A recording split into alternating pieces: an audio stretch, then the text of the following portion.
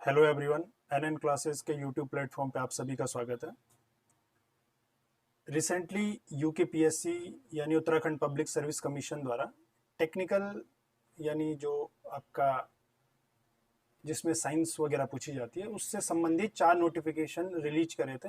3 notification, एक आपका environment supervisor का था जिसमें 2 पोस्ट आपकी रेशम विभाग में कोऑपरेटिव सुपरवाइजर की थी, और उसके साथ में फॉरेंसिक लैब असिस्टेंट एंड जो आपका लैब असिस्टेंट है हायर एजुकेशन में, उसकी पोस्ट रिलीज करी थी। तो उससे संबंधित आप में से कुछ लोगों के डाउट आ रहे थे कि आपको इस जो ये जो पोस्ट हैं इनमें कितना वेतनमान मिलता है, क्या सैलरी स्ट्रक्चर रहती है, और इस सब बारे में। तो इन सब का एक कंबाइंड आंसर के लिए मैंने वीडियो बनाना ज़्यादा उचित समझा। तो आज हम इस वीडियो के माध्यम से डिस्कस करेंगे कि जो आपका एग्ज़ाम, तो पहले आपका ये इन्वायरमेंट सुपरवाइज़र का ही होना है। आपका ये 19 नवंबर को एग्ज़ाम है आयोग के कैलेंडर के अकॉर्डिंग। इसका पहला एग्ज़ाम होना है, तो इसी के पहले बात कर लेते हैं।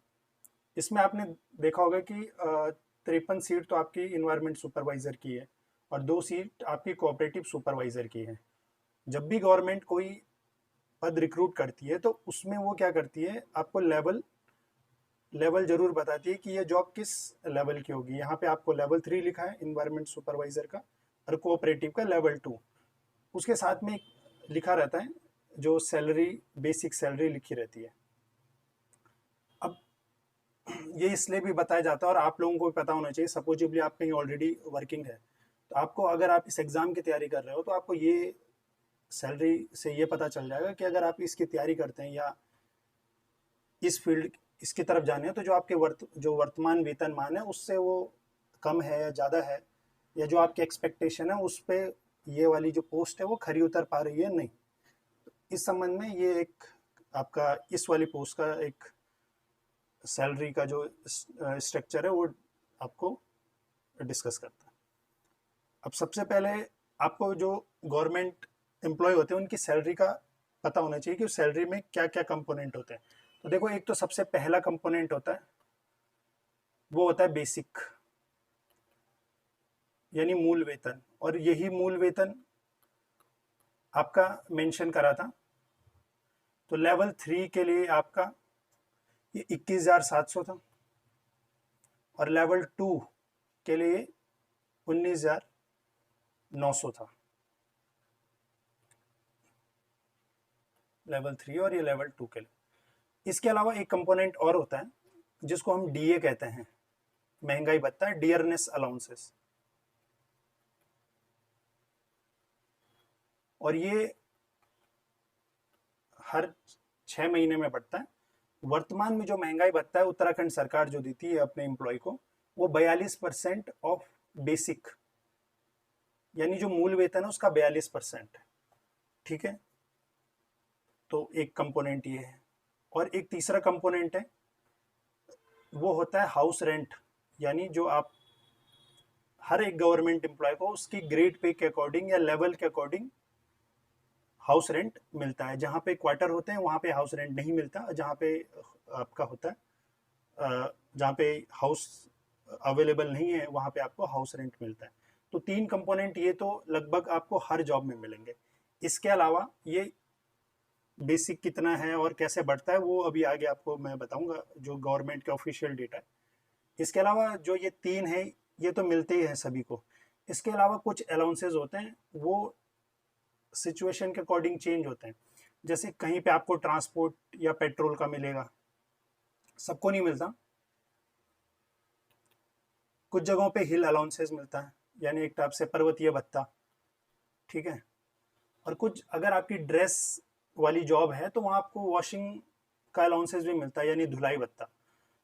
इस तरीके से गवर्नमेंट में अलग अलग भत्ते मिलते हैं, बट जनरली जो ये 3 है आपका बेसिक, डीए, महंगाई भत्ता और हाउस रेंट, ये सभी को मिलता है। अब आपको जो गवर्नमेंट का ऑफिशियल डेटा है कि किस वाले ग्रेड पे को कितनी सैलरी मिलती है वो हम देखते हैं। ये उत्तराखंड गवर्नमेंट का वेतन मैट्रिक्स है। इसमें आप देखोगे तो जो आपकी कोऑपरेटिव सुपरवाइजर की पोस्ट है उसका जो स्टार्टिंग जो पहले महीने या फर्स्ट ईयर में जो आपकी सैलरी होगी बेसिक, वो आपकी 19,900 19,900 होगी। अगले साल वो बढ़ के 20,500 हो जाएगी और उसके अगले साल 21,100, यानी 600 रुपये बढ़ रहे हैं हर साल। यहाँ पे 600 रुपये बढ़ रहे हैं और यहाँ पे भी 600 रुपये। जो आपका इन्वायरमेंट सुपरवाइजर है जिसके ज़्यादा पद हैं, उसकी जो आपकी सैलरी है वो पहले साल बेसिक सैलरी 21,700 होगी और ये फिर 700 बढ़ती है और फिर यहाँ पे फिर 700 रुपये बढ़ेगी। ये छठे साल में लगभग 800 रुपये यहाँ पे बढ़ती है। तो ये आपका बेसिक हो गया। ये आपका मूल वेतन नहीं है, ये आपका मूल वेतन है। और जो आपको इन हैंड सैलरी होती है वो अलग होती है, वो डीए और एचआरए कैलकुलेट करते हैं। जो मैंने आपको बताया था हाउस रेंट, वो उत्तराखंड में किस तरीके से मिलता है वो आपके सामने ये है। उत्तराखंड में क्या किया गया है, जो भी आपकी पोस्टिंग होगी उसको 3 क्षेत्रों में बांटा गया है। तो जो ये पहली आपकी इधर आपका हर एक जो लेवल है वो लिखा गया है और यहाँ पे जो स्थान है जैसे देहरादून, मसूरी, पौड़ी, नैनीताल और रानीखेत, अगर आपकी यहाँ पोस्टिंग है तो आपका जो एचआरए होगा वो अलग होगा। उसके अलावा जो जनपदीय मुख्यालय या कुछ अन्य नगर है, रुद्रपुर, आपका हल्द्वानी, काठगोदाम, रुड़की, चक्रौता, मुक्तेश्वर, यानी जो थोड़ा टियर 2 सिटीज टाइप की हैं, वहाँ पे आपका देहरादून, मसूरी से कम होगा आपका एचआरए। और अंत में आपका जो एचआरए होगा वो अवर्गीकृत श्रेणी, यानी जो क्लासिफाइड नहीं है, जो छोटे टाउन है या कोई पहाड़ी क्षेत्र है या किसी गांव में आपकी पोस्टिंग है, तो वहाँ का जो एचआरए होता है इस तरीके से होता है। तो जो आपका है उसमें 2500 लेवल 2 कोऑपरेटिव सुपरवाइजर के लिए, और जो आपका इन्वायरमेंट सुपरवाइजर का वो 2650 देहरादून, मसूरी, पौड़ी में। उसके अलावा 2200 रुपये आपका चकरौता, मुक्तेश्वर, कोटद्वार, ऋषिकेश इत्यादि नगरों में। और जो अवर्गीकृत नगर हैं वहाँ पे लगभग 1800 रुपये है। अब हम कैलकुलेट करते हैं कि हमारी सैलरी कितनी बनती है फिर इस हिसाब से। तो देखो, इन्वायरमेंट सुपरवाइजर की डिस्कस कर रहा हूँ मैं, सुपरवाइजर की, जिसको पर्यावरण पर्यवेक्षक कहते हैं। तो इसकी जो बेसिक सैलरी हो गई, अब आप सैलरी समझ गए कि बेसिक हो गई आपकी 21,700 रुपये। उसके अलावा जो डीए हो गया वो 42% ऑफ बेसिक है। तो इसका जो अमाउंट बनता है वो अभी 9,114। हो सकता है जब आप लोग ज्वाइन करेंगे तब तक ये जो डीए है ये बढ़ चुका होगा, मे बी 45-44% इस तरीके से। तो ये जो आपकी सैलरी बनती है डी और बेसिक को मिला के बनती है 30,814। ठीक है। अब एचआरए जो आपका है हाउस रेंट, वो 3 अलग अलग शहरों में 2650, 2200, यह भी आपको बताया था कि किस शहर में कितना मिलता है, और 1800। तो आपकी जो फाइनल सैलरी बनती है वो लगभग 33,464। अगर आप बीच वाली श्रेणी में होते हो, जो इन नगरों में अगर आपकी पोस्टिंग होगी तो आपकी 33,014 और लास्ट में आपकी 32,614 लगभग, ये आपका इन 3 के कंट्रीब्यूशन से बढ़ता है। अब हो सकता है कि अगर आप पहाड़ में हैं तो आपको हेल्थ अलाउंसेस मिलेगा या आपको पेट्रोल अलाउंस मिलेगा, वो जॉब टू जॉब डिपेंड करता है, तो वो अलग चीज़ है। अब इसके अलावा 2 चीज़ आते हैं, एक तो आता है जो डिडक्शन होता है सैलरी से, और एक जो कंट्रीब्यूशन होता है गवर्नमेंट का। अब डिडक्शन क्यों होता है सैलरी से? सपोजिबली आप जॉब कर रहे हैं तो आप सोशल सिक्योरिटी के नाम पे अगर कुछ मिस हैपनिंग होती है, और या जब फिर आप बुजुर्ग होते हैं तो आपको गवर्नमेंट की तरफ से पेंशन दी जाती है। तो उसके लिए हमारा जो सिस्टम अभी लागू है वो एनपीएस है, नेशनल पेंशन सिस्टम। इसमें क्या होता है, जो आपका बेसिक और डीए, इनका 10% यानी 31,814 का 10% आपकी सैलरी से डिडक्ट होगा। ये जब आप रिटायर होंगे तब आपको मिलेगा, या अगर कुछ प्रॉब्लम होती है तो उस समय भी आपको मिलता है। In case of death you are, जब आप सर्विस में होते वो मिलता है। तो आपका 10% एनपीएस में कटेगा, या आपकी सैलरी से कटेगा। और गवर्नमेंट जो हमारा सोशल सिक्योरिटी एक्ट है उसमें ये मैंडेट है कि 14% गवर्नमेंट भी कंट्रीब्यूट करती है। जो आपका बेसिक प्लस डीए है उसका जो 14% है वो गवर्नमेंट कंट्रीब्यूट करती है। आपको मिलेगा नहीं आपकी सैलरी में, ये आपका एक अकाउंट बनता है उसमें जमा होता रहता है। तो ये 14% लगभग, और 14% की जो अमाउंट होती है ये मान लो 4314 रुपए गवर्नमेंट कंट्रीब्यूट कर रही है हर महीने आपके अकाउंट में, तो ये आपको बाद में मिलता है। और जो आपकी सैलरी है उससे 3000 रुपए, 3081 रुपए हर महीने आपके अकाउंट में जा रहे हैं।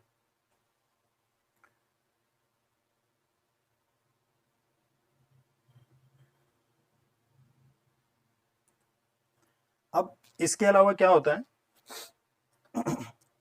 दो उत्तराखंड में आपने गोल्डन कार्ड सुना होगा, जो एम्प्लॉय हैं उनके लिए गोल्डन कार्ड होता है कि अगर आपके कुछ हेल्थ रिलेटेड इशू होता है तो उसके लिए पहले तो हर महीने आपकी सैलरी से कटेगा पैसा, लेकिन जब आप कोई हेल्थ प्रॉब्लम आती है तो आप जो इम्पैनल हॉस्पिटल वहाँ जाके डायरेक्ट अपना कैशलेस इलाज करा सकते हैं। तो उसके लिए जो गवर्नमेंट की SGS करके एक डिडक्शन होता है, अभी मैं आपको एक सैलरी स्लिप दिखाऊंगा, वहाँ पे आपको ज़्यादा क्लियरिटी आएगी। उसमें आपके वाले ग्रेड पे में 250 रुपये कटते हैं। उसके अलावा ये डिडक्शन है सारे, मतलब जो हेल्थ इंश्योरेंस का डिडक्शन है 250 रुपये। उसके अलावा एक जनरल इंश्योरेंस होता है GIS, उसमें 100 रुपये कटते हैं। तो आपके 250, ये 350 रुपये आपके जो फाइनल सैलरी है वो उससे कट रहे हैं।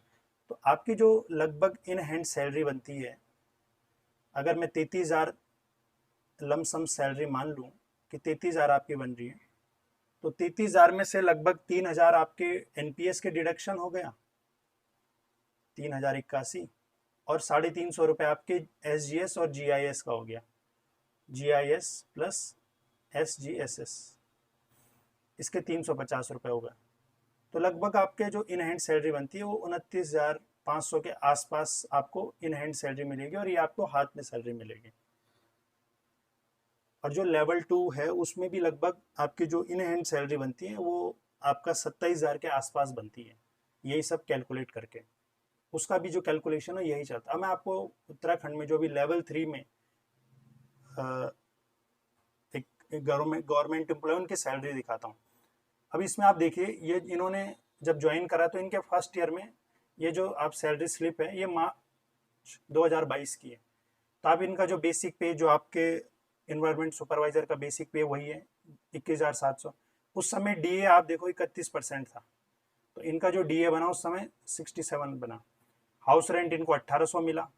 अब इनकी पोस्टिंग पहाड़ में थी तो इनको 200 रुपये मिला, और ये ड्रेस वाली पोस्ट में थे तो इनका 30 रुपये इनको वॉशिंग अलाउंसेस मिला, और व्हीकल का 1200 रुपये मिला। तो इनकी जो आपकी जो सैलरी है वो 31,000 रुपये बनी। लेकिन डिडक्शन क्या होता है, एक NPS का 10% ऑफ बेसिक प्लस DA। उसके अलावा इनका जो गोल्डन कार्ड वाले में 250 रुपये कटे, और GIS उसमें 70 और 30 रुपये कटे। तो इसके कारण जो ये 3100 रुपये हैं ये वाला, ये इनका डिडक्शन हुआ, तो इनकी नेट सैलरी आई 28,000 मार्च 2022 का है। और जो ये NPS लिखा है यहाँ पे, एम्प्लॉयर कॉन्ट्रीब्यूशन, जो 14% होता है, ये डायरेक्ट आपके जो एक परमानेंट अकाउंट होता है, सोशल सिक्योरिटी अकाउंट होता है, उसमें जाता है। जब आप रिटायर होते हैं तो आपको इससे पेंशन मिलती है, और रिटायरमेंट पे एक सम भी मिलता है। अब इनकी लास्ट मंथ की सैलरी देखते हैं, जुलाई 2023 की। जुलाई 2023 में इनको 1 साल हो गया। यहाँ पे इंक्रीमेंट डेट लिखी है इनकी जनवरी में, यानी जनवरी में इनकी सैलरी बढ़ गई। तो नेक्स्ट ईयर क्या बोला था आपको कि 700 रुपये सैलरी बढ़ेगी, तो जो 21,700 थे वो 22,400 हो गई।